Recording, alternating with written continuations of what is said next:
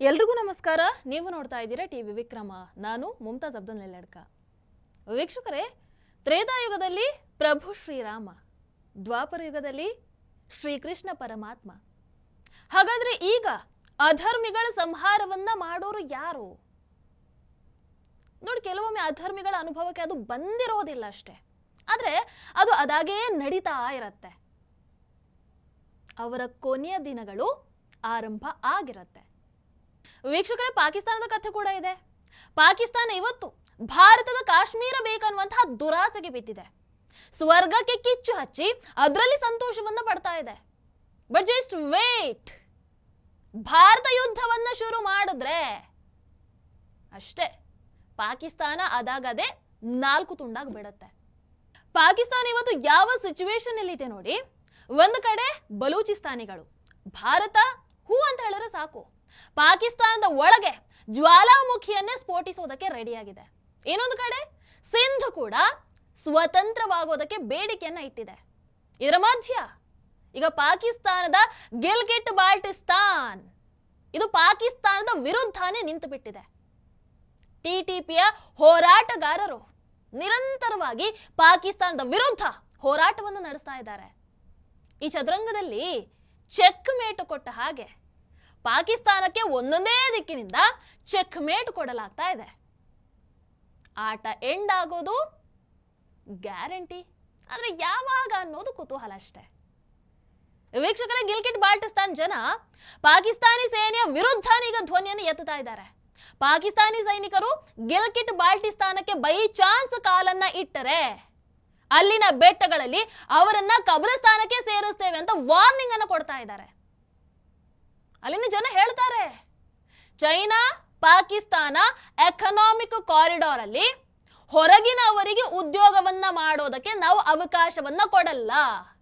ನಮ್ಮ ಭೂಮಿಯನ್ನ ಯಾರಾದ್ರೂ ಕಬ್ಜಾ ಮಾಡೋದಕ್ಕೆ ಬಂದ್ರೆ ಅಥವಾ ನಮ್ಮ ಹೆಣ್ಣು ಮಕ್ಕಳ ಜೊತೆಗೆ ಕೆಟ್ಟದಾಗಿ ನಡ್ಕೊಂಡ್ರೆ ಇಲ್ಲೇ ಸಮಾಧಿ ಮಾಡಿಬಿಡ್ತೀವಿ. ಹೀಗೆ ಹೇಳೋ ಮೂಲಕ ಪಾಕಿಸ್ತಾನದ ವಿರುದ್ಧ ದೊಡ್ಡ ಮಟ್ಟದಲ್ಲಿ ಹೋರಾಟವನ್ನು ನಡೆಸ್ತಾ ಇದ್ದಾರೆ. धरती का सौदा, कब्जे पे कब्जा, कब्जे पे कब्जा, जुल्म के ज़ाबिते, जुल्म के ज़ाबिते. ವೀಕ್ಷಕರ, ಈ ಪ್ರದೇಶದಲ್ಲಿ ನಿರಂತರವಾಗಿ ಪಾಕಿಸ್ತಾನದ ಸೈನಿಕರಿಂದ ದೌರ್ಜನ್ಯ ನಡೀತಾ ಇದೆ. ಹಾಗಾಗಿ ಗಿಲ್ಗಿಟ್ ಬಾಲ್ಟಿಸ್ತಾನದ ಜನ ನಮಗೆ ಪಾಕಿಸ್ತಾನನೇ ಬೇಡ, ನಾವು ಅವರಿಂದ ಬೇರೆ ಆಗ್ತಾ ಇದ್ದೀವಿ ಅಂತ ಹೇಳ್ತಾ ಇರುವಂತದ್ದು. ಯಾರ್ಯಾರು ಈ ರೀತಿ ಪಾಕಿಸ್ತಾನ ಸೇನೆಯ ವಿರುದ್ಧ ಧ್ವನಿಯನ್ನ ಎತ್ತುತ್ತಾರೋ ಅವರನ್ನ ಪಾಕಿಸ್ತಾನದ ಸೇನೆ ಬಂಧಿಸಿ ಚಿತ್ರಹಿಂಸೆಯನ್ನು ಕೊಡುತ್ತೆ. ಆದ್ರೆ ಏನು ಮಾಡೋದು? ನಮ್ಮಲ್ಲಿನ ಒಂದಷ್ಟು ತಾರೆಯರು, ಯೂಟ್ಯೂಬರ್ಗಳು ಪಾಕಿಸ್ತಾನ ಅಂತ ಹೇಳಿದ್ರೆ ಸ್ವರ್ಗದಂತಹ ದೇಶ ಅಂತ ಹೇಳ್ತಾರೆ.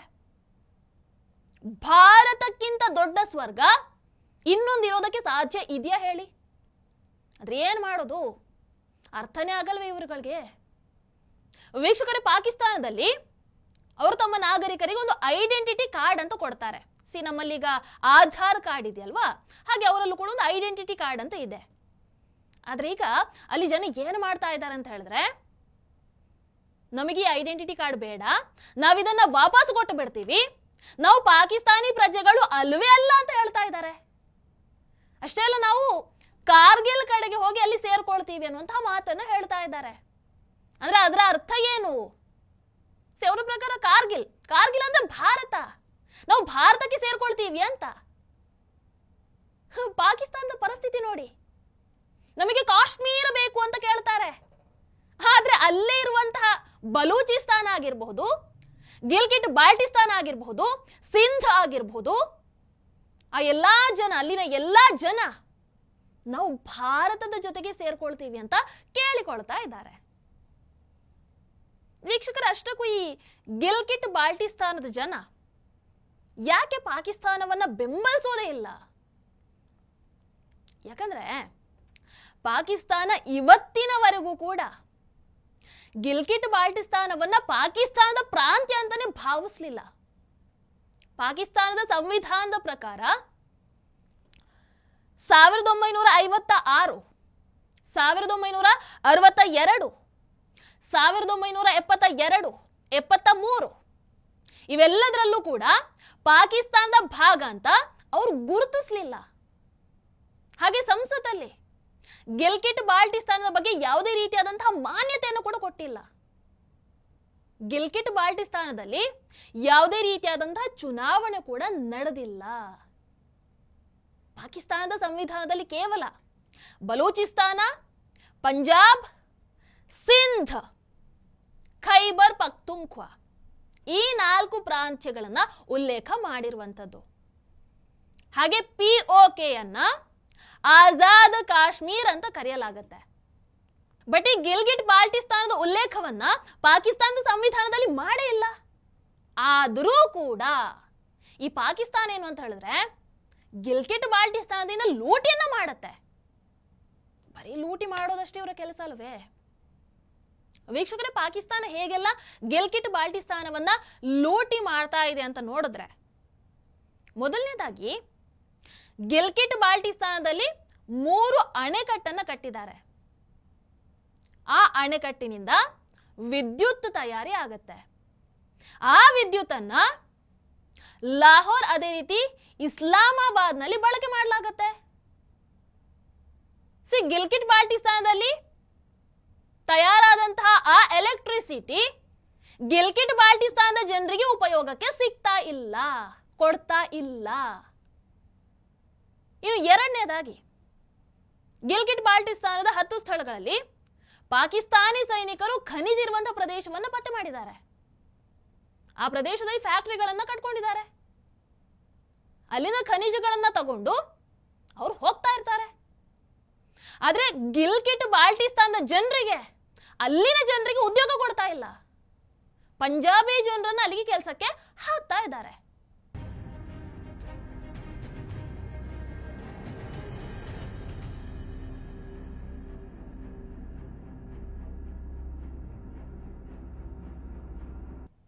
ಇದ್ಯಾವ ಸೀಮೆ ನ್ಯಾಯ? ಅದಕ್ಕೋಸ್ಕರ ಗಿಲ್ಗಿಟ್ ಬಾಲ್ಟಿಸ್ತಾನದ ಜನ ಹೇಳ್ತಾ ಇರುವಂತದ್ದು, ಪಂಜಾಬ್ನ ಜನ ನಮ್ಮ ಈ ಸ್ಥಳಕ್ಕೆ ಬಂದ್ರೆ ಅವರನ್ನ ಕಬ್ರಿಸ್ತಾನಕ್ಕೆ ಸೇರಿಸ್ತೀವಿ ಅಂತ. ಗಿಲ್ಗಿಟ್ ಬಾಲ್ಟಿಸ್ತಾನದ ಜನ ಪಾಕಿಸ್ತಾನದ ಬಗ್ಗೆ ಹಾಗೆ ಭಾರತದ ಬಗ್ಗೆ ಏನೆಲ್ಲ ಹೇಳ್ತಾರೆ ನೀವೇ ನೋಡಿ. मैं तो गिलगित बाल्टिस्तान का हूँ, पाकिस्तान के साथ मेरा क्या ताल्लुक है? इवन आपके नक्शे में मौजूद नहीं है तो हम कैसे कहेंगे जी हम पाकिस्तानी है? देखिए यूएन जोग्राफियाई कानूनी हिस्सा ही नहीं है तो ये सूबा बनाने का तो लोगों को चुना लगाने का बराबर है ना. ये तो सवाल ही नहीं बनता. एक ये बन ही नहीं सकता सूबा. नहीं, ये देखो ना, सूबा बनने का तो सवाल ही नहीं हो सकता ना. देखें, जो वहाँ जाके आए हैं उनका कहना ये है कि वहाँ बहुत सारी चीज़ों पे हुकूमत ने सब्सिडीज दी हुई. लद्दाख करगिल के लोगों को बहुत ज़्यादा जो है ना वो इंडिया की हुकूमत उनका ख्याल रखती है, तभी तो वो लोग जो है ना वहाँ आवाज़ें नहीं उठती है. अस्सलाम वालेकुम. ವೀಕ್ಷಕರ, ನಾನು ನಿಮಗೆ ಈಗಾಗಲೇ ಹೇಳಿದ ಹಾಗೆ ಗಿಲ್ಗಿಟ್ ಬಾಲ್ಟಿಸ್ತಾನ್ ಪಾಕಿಸ್ತಾನದ ಪ್ರಾಂತ್ಯಕ್ಕೆ ಬರೋದಿಲ್ಲ. ಗಿಲ್ಗಿಟ್ ಬಾಲ್ಟಿಸ್ತಾನದ ಉಲ್ಲೇಖನೆ ಪಾಕಿಸ್ತಾನದ ಸಂವಿಧಾನದಲ್ಲಿ ಇಲ್ಲ. ಅದಕ್ಕೋಸ್ಕರನೇ 1969ರಲ್ಲಿ ಸ್ವಾಯತ್ತ ಮಂಡಳಿಯನ್ನು ನಿರ್ಮಾಣ ಮಾಡುವಂಥದ್ದು. ಅಂಡ್ ಅದರ ಹೆಸರು ಉತ್ತರ ಕ್ಷೇತ್ರದ ಸಹಾಯ ಮಂಡಳಿ.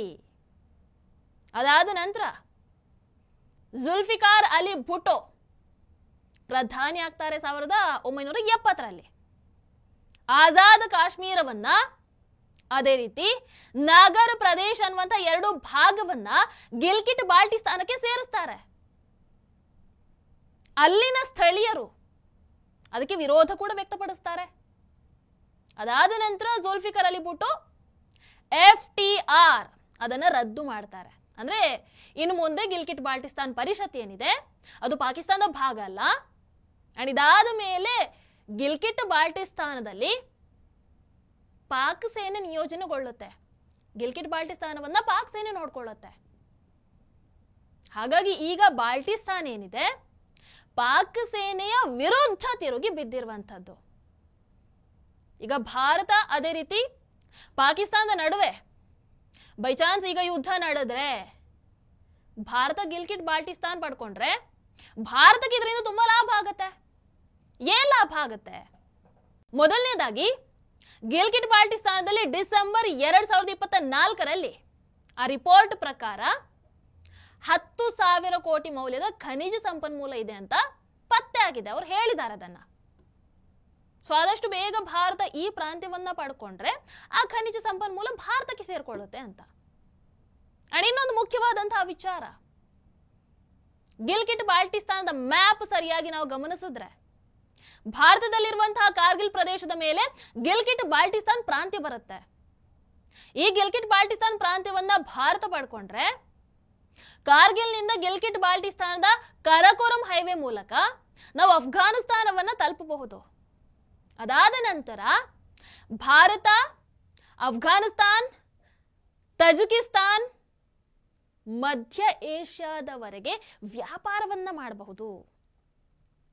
ಅದರ ಜೊತೆಗೆ ಭಾರತ ಅಫ್ಘಾನಿಸ್ತಾನವನ್ನ ತಲುಪಿದ ನಂತರ ಅಫ್ಘಾನಿಸ್ತಾನದಲ್ಲಿ ಭಾರತ ನಿರ್ಮಿಸಿರುವಂತಹ ಒಂದು ಹೆದ್ದಾರಿ ಇದೆ. ಇದರ ಮೂಲಕ ನಾವು ನೇರವಾಗಿ ಇರಾನ್ ತಲುಪಬಹುದು. ಕೊನೆಯದಾಗಿ ನಾವು ಸೌದಿ ಅರೇಬಿಯಾದವರೆಗೆ ಟ್ರೇಡ್ ಮಾಡೋದಕ್ಕೆ ನಮಗೆ ನೇರ ಮಾರ್ಗ ಸಿಕ್ಬಿಡುತ್ತೆ. ಅಂಡ್ ಈ ಮಾರ್ಗ ಈಗಿನದಲ್ಲ, ಇದು 100ರಿಂದ 200 ವರ್ಷ ಹಳೆಯದು. ಸೊ ಈ ಮಾರ್ಗದಿಂದ ಅರಬ್ನಿಂದ ಭಾರತಕ್ಕೆ ವ್ಯಾಪಾರಿಗಳಾಗ ಬರ್ತಾ ಇದ್ರು.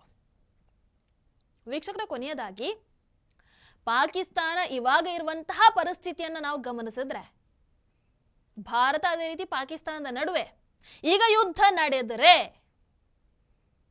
ಬಲೂಚಿಸ್ತಾನ ಅದೇ ರೀತಿ ಖೈಬರ್ ಪಖ್ತೂನ್ಖ್ವಾ ಈ ಎರಡು ಕೂಡ ಒಂದು ಸ್ವತಂತ್ರ ದೇಶ ಆಗಿಬಿಡುತ್ತೆ ಇಲ್ವಾ? ಇವುಗಳು ಅಫ್ಘಾನಿಸ್ತಾನಕ್ಕೆ ಸೇರ್ಕೊಂಡು ಬಿಡುತ್ತವೆ.